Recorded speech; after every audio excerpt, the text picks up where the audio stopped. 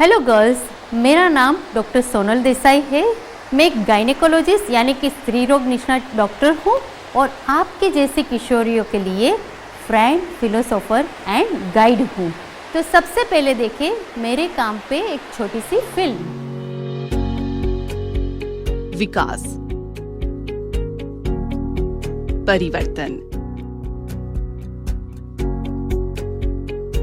परिवर्तन जिंदगी का तरीका है। शरीर के विकास के साथ मन की उलझने स्वाभाविक है। इस विषय पे बात करना आपको अजीब लग सकता है, परंतु ये स्वयं को सही रूप से समझने में मदद करता है। डॉक्टर सोनल देसाई एक ऐसी दोस्त, फिलोसोफर और गाइड है जो किशोरियों को शारीरिक विकास की इस उम्र में उन्हें समझ देने में सहायक बनती है।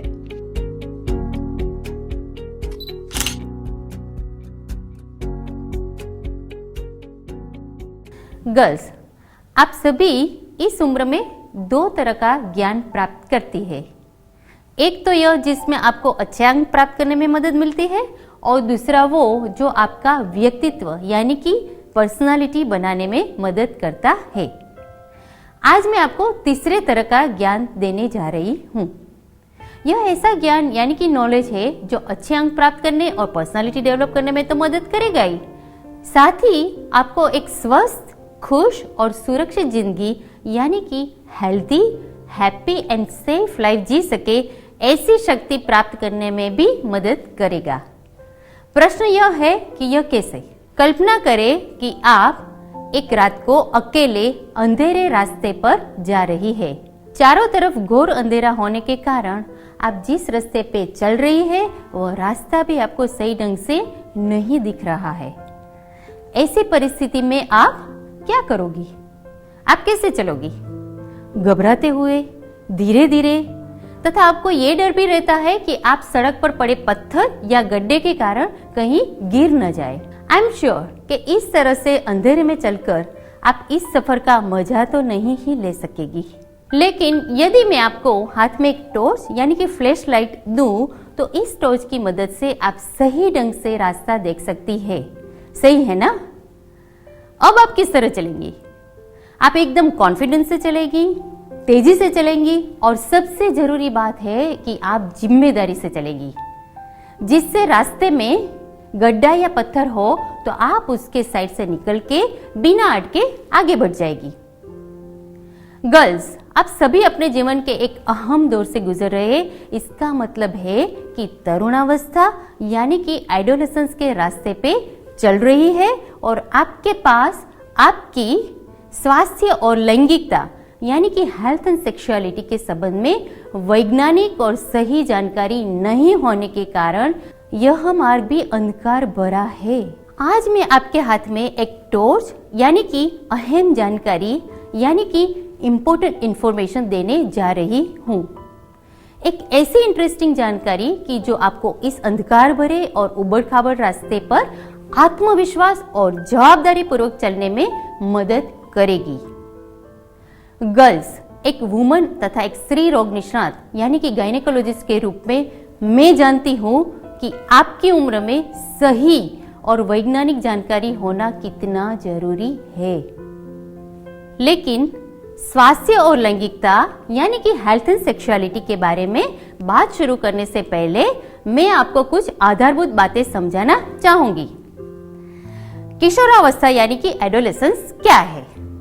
वर्ल्ड हेल्थ ऑर्गेनाइजेशन के अनुसार मानव के 10 से 19 वर्ष की उम्र किशोरावस्था यानी कि एडोलेसेंस कहलाती है। आपको इस उम्र में ये जानकारी की जरूरत क्यों है? क्योंकि यह वह उम्र है जब शरीर में व्यापक बदलाव यानी कि मेजर चेंजेस आते हैं।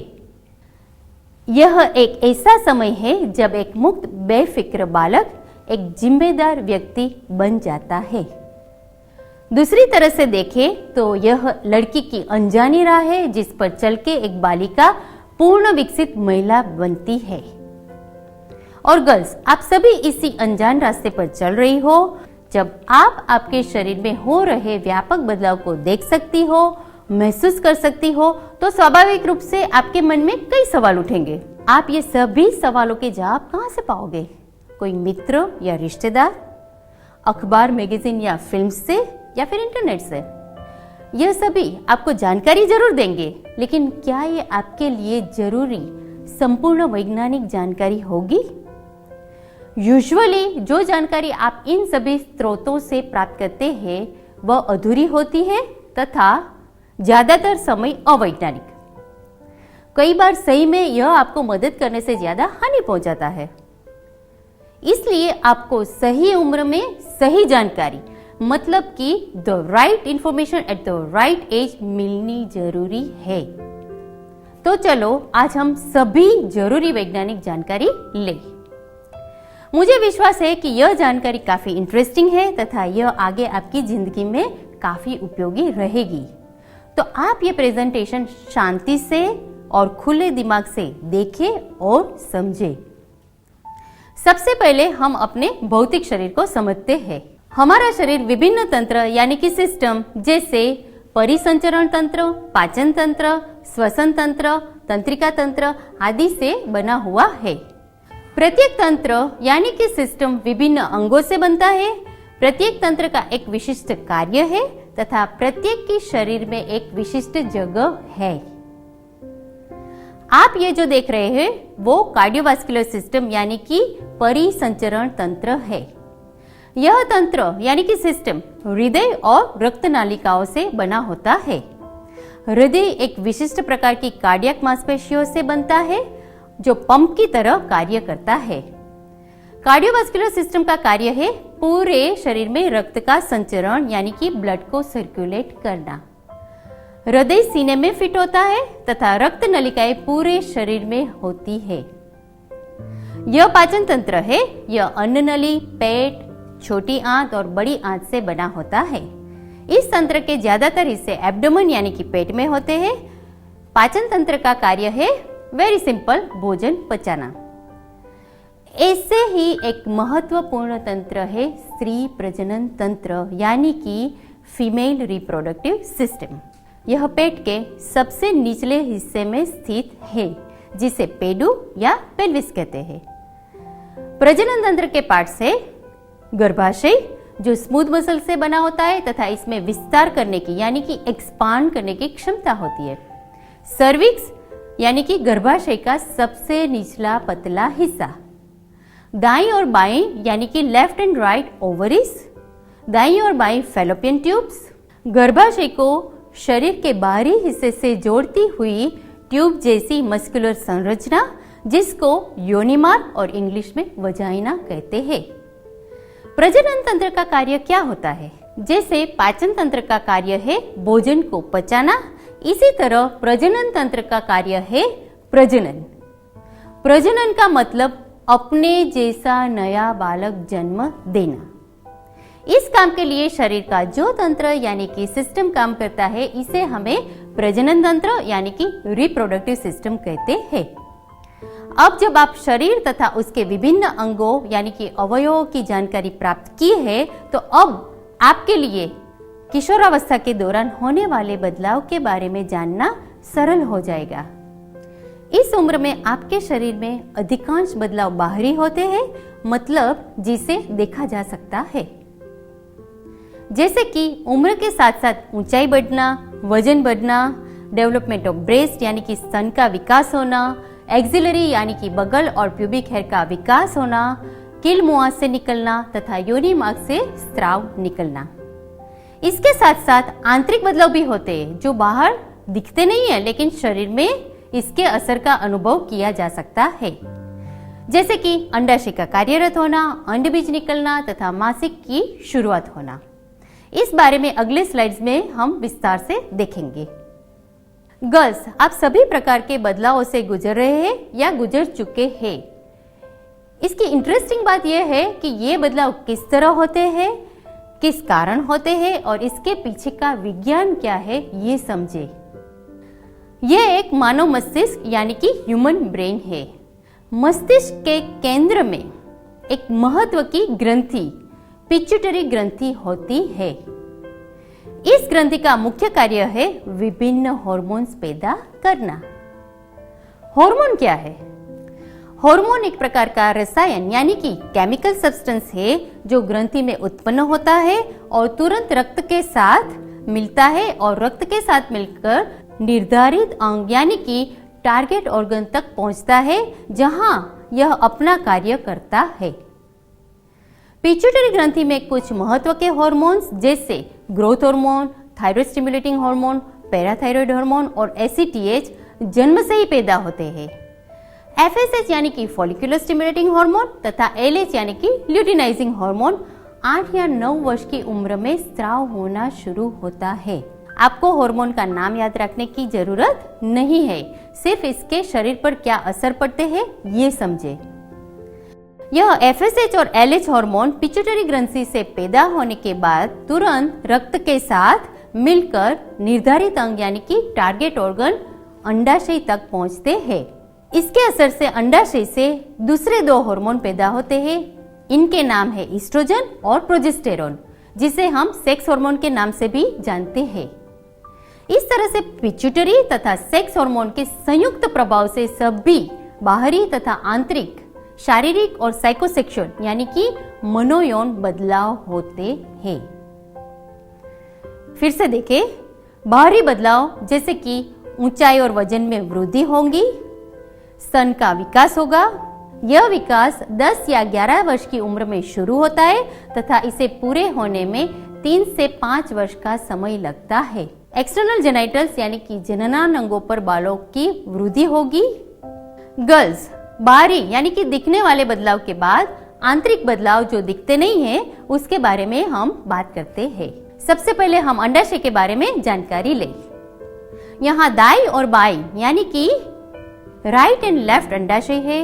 अंडाशय में अंडबीज यानी कि फीमेल एग्स संग्रहित रहते हैं। जन्म के समय लगभग 10 लाख अंडबीज अंडाशय में स्टोर होते हैं। ये सभी प्राथमिक और अपरिपूर्ण रूप में होते हैं। किशोरावस्था में पहुंचने पर यह संख्या घटकर 4 लाख जितनी होती है। इससे पहले हमने देखा कि 8 या 9 वर्ष की उम्र में अंडाशय में ईस्ट्रोजन तथा प्रोजेस्टेरोन नाम के हार्मोन बनना आरंभ होता है और वो तुरंत रक्त से मिल जाता है। इसके बाद धीरे धीरे रक्त में उनका लेवल बढ़ता है। लगभग 12 वर्ष की उम्र के आसपास यह हार्मोन क्रिटिकल लेवल यानी कि इफेक्टिव लेवल यानी कि प्रभावी स्तर पर पहुंचते हैं। तब अंडाशय में से एक स्त्री बीज का चयन यानी कि सिलेक्ट होता है। ये सिलेक्ट हुआ स्त्री बीज धीरे धीरे बढ़ता है और परिपक्व होता है। 14वें दिन ये अंडाशय से निकलता है। इस प्रक्रिया को ओव्यूलेशन कहते हैं। आप इस वीडियो में देख सकते हैं कि यह निकला हुआ स्त्री बीज तुरंत फैलोपियन ट्यूब में प्रवेश करता है। फैलोपियन ट्यूब में यदि पुरुष बीज यानी कि स्पर्म उपलब्ध है तब स्त्री बीज सिर्फ एक पुरुष बीज द्वारा फर्टिलाइज हो जाता है। लेकिन यदि पुरुष बीज नहीं हो तब स्त्री बीज फैलोपियन ट्यूब में आगे बढ़ता है और गर्भाशय में दाखिल हो जाता है। स्त्री बीज सिलेक्ट होने के समय से जब ये गर्भाशय में प्रवेश करता है, ये समय तक हार्मोन के प्रभाव से गर्भाशय की आंतरिक दीवार मतलब इनर वॉल में थोड़ा बदलाव आता है। ये गर्भाशय की आंतरिक दीवार है जिसे एंडोमेट्रियम कहा जाता है। इस दौरान एंडोमेट्रियम की थिकनेस बढ़ती है। इसमें साथ साथ इसके नीचे जो रक्त नलिकाओं और ग्रंथि है उसकी साइज में भी वृद्धि होती है। गर्ल्स, अब सबसे अहम बात, मासिक कैसे शुरू होता है ये समझिए। गर्भाशय के अंदर की थिक दीवार यानी कि लाइनिंग को टिकाए रखने के लिए हार्मोन का स्तर काफी ज्यादा चाहिए। अब 28वें दिन के आसपास यह स्तर गिरना आरंभ हो जाता है। इससे गर्भाशय की आंतरिक दीवार टूटने लगती है और इससे रक्त निकलना आरंभ हो जाता है। यह रक्त धीरे धीरे गर्भाशय से और बाद में योनि मार्ग से बाहर निकलता है। इसको हम मासिक स्राव यानी कि मेंसेस यानी कि पीरियड्स की शुरुआत कहते हैं। पूरी लाइनिंग को बाहर आने में 5 से 7 दिन लगते हैं, इसीलिए मासिक 5 से 7 दिनों तक चलता है। अगले महीने सेम प्रोसेस फिर से होती है। हार्मोन के प्रभाव से अन्य एक स्त्री बीज चयनित होकर बढ़ता है। 14वें दिन ओव्यूलेशन प्रोसेस से अंडाशय से बाहर आकर फैलोपियन ट्यूब में प्रवेश करता है। यदि यह फर्टिलाइज नहीं होता है तब यह गर्भाशय में प्रवेश करता है और 28वें दिन फिर से आंतरिक दीवार टूटना आरंभ हो जाता है और रक्त बाहर निकलता है। इसी प्रकार मासिक हर महीने आता है। आप क्या सोचते हैं किस उम्र तक इस प्रकार मासिक चक्र चलता रहेगा? मासिक मेनोपॉज यानी कि 48 से 50 वर्ष की उम्र तक चलता है। इसके बाद ये बंद हो जाता है। यह क्यों रुकता है?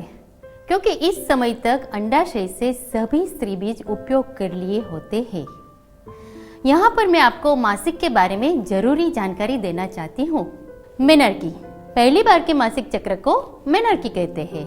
यह 9 से 16 वर्ष के दौरान कभी भी शुरू होता है। यदि मेंसेस 16 वर्ष की उम्र तक आरंभ नहीं होता है तब किसी डॉक्टर की सलाह लेना जरूरी है।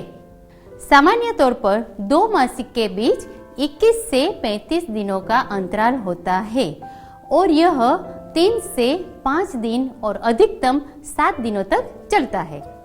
गर्ल्स, लेकिन आप सभी के लिए ये समझना जरूरी है कि मासिक का प्रबंधन कैसे किया जा सकता है। आपके लिए सबसे अहम बात है कि आपको साफ सुथरा रहना है। इसके लिए कई लड़कियां सैनिटरी नैपकिन उपयोग करती है, कई सूखे कपड़े उपयोग करती है।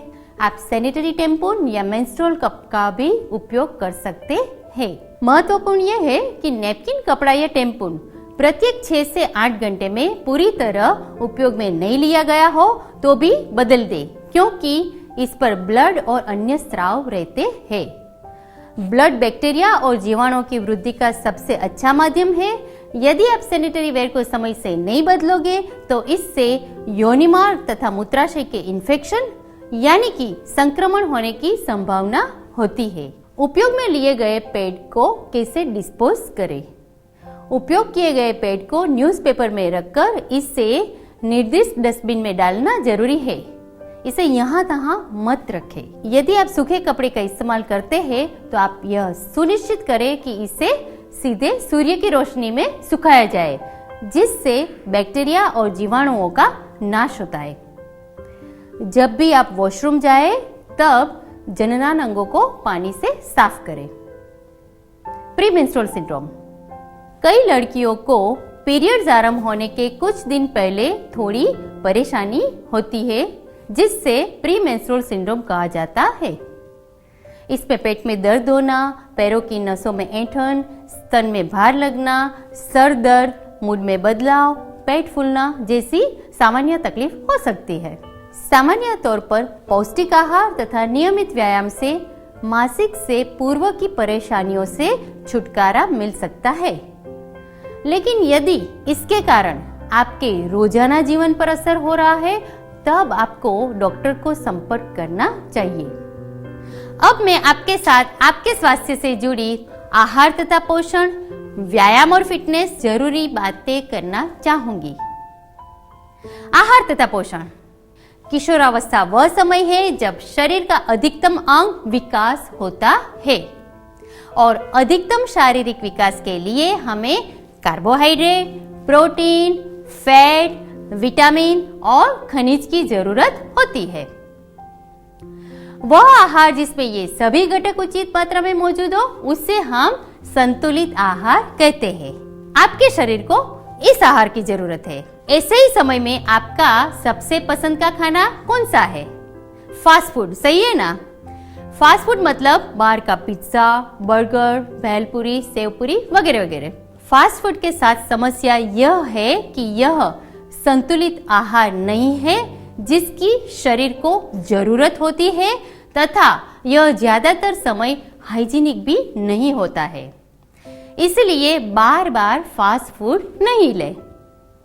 भोजन के बीच तले हुए नाश्ते लेने से पोषण नहीं मिलता है तथा यह फैट के रूप में जमा होता है। तो भोजन के बीच तले हुए नाश्ते लेने से बचें। लेकिन फ्रूट, जूस, सूप और ड्राई फ्रूट्स ले सकते हैं। आपके उम्र में लड़कियां अपने फिगर को लेकर काफी चिंतित होती है, इसमें कोई बुराई नहीं है। लेकिन अपने फिगर को बनाए रखने के लिए यदि आपने उचित मात्रा में भोजन नहीं लिया या भोजन नहीं किया तो यह आपके शरीर के लिए अपमान होगा और यह आपके स्वास्थ्य को नुकसान कर सकता है। आपको इस उम्र में स्वस्थ और फिट शरीर पतले होने से ज्यादा जरूरी है। इसलिए अपने फिजिकल और मेंटल हेल्थ के लिए आपको क्या खाना चाहिए? संतुलित आहार यानी कि घर के बने हुए सभी खाने जो आप नियमित खाते हैं वह संतुलित आहार है। हरी पत्तेदार सब्जियां तथा पल्सेस लोह के सबसे अच्छे स्रोत होते हैं, वो आपको लेना बहुत जरूरी है। अच्छी मात्रा में दूध, दही, पनीर और छाछ लें। आपको इसमें से अच्छी मात्रा में कैल्शियम मिलेगा। आपकी उम्र में आपको ज्यादा मात्रा में कैल्शियम लेना चाहिए। इसका कारण यह है कि जब आप खाने में कैल्शियम लेते हो तब यह पाचन तंत्र में एब्जॉर्ब होकर रक्त के साथ मिल जाता है और जब आप व्यायाम करते हैं तब ये कैल्शियम हड्डी में जमा हो जाता है। इस तरह हड्डी मजबूत होती है। किशोरावस्था के दौरान आप जो पाते हो वो प्रजनन अवधि तक बना रहता है। मेनोपॉज यानी कि रिप्रोडक्टिव ईयर्स के बाद मतलब 49-50 ईयर्स के बाद जैसे ही कुछ हार्मोन का स्तर गिरने लगता है तब हड्डियों में कैल्शियम कम होने लगता है और ये कमजोर होना शुरू हो जाती है। यदि आप इस उम्र में अपनी हड्डियां मजबूत बनाओगे तब कमजोर होने की स्थिति यानी कि ऑस्टियोपेनिया और ऑस्टियोपोरोसिस धीरे रहेगी। संतुलित आहार के साथ नियमित व्यायाम यानी कि एक्सरसाइज भी आपके लिए महत्वपूर्ण है क्योंकि यह आपको मानसिक और शारीरिक स्वस्थता प्रदान करता है। आपको प्रतिदिन 30 मिनट व्यायाम करने की जरूरत है। इसके लाभ है, इससे शरीर की क्षमता बढ़ती है, इससे हड्डियां मांसपेशियां मजबूत बनती है, वेट को नियंत्रण में रखता है, इससे आत्मविश्वास बढ़ता है, यह तनाव और चिंता घटाता है तथा व्यायाम से कई बीमारियों से बच सकते हैं। व्यायाम विभिन्न प्रकार से किया जा सकता है। तेज चलना, दौड़ना, साइकिलिंग, डांसिंग, कूदना तथा आउटडोर खेल खेलना। गर्ल्स, यदि आपने इस उम्र में 2 आदतें डेवलप कर ली जैसे स्वच्छ भोजन लेना तथा नियमित व्यायाम करना, तब आपको भविष्य में किसी तरह की स्वास्थ्य संबंधी परेशानी का सामना नहीं करना पड़ेगा। मैं इस प्रेजेंटेशन को देखने और समझने के लिए आप सबका आभार मानती हूँ। अब गर्ल्स, आप सभी हमारे इस कार्य में पार्टनर हैं। आपको जो जानकारी मिली है उससे दूसरी किशोरियों की जिसे इसकी जरूरत है उनके साथ शेयर करें। Share happiness. Good bye.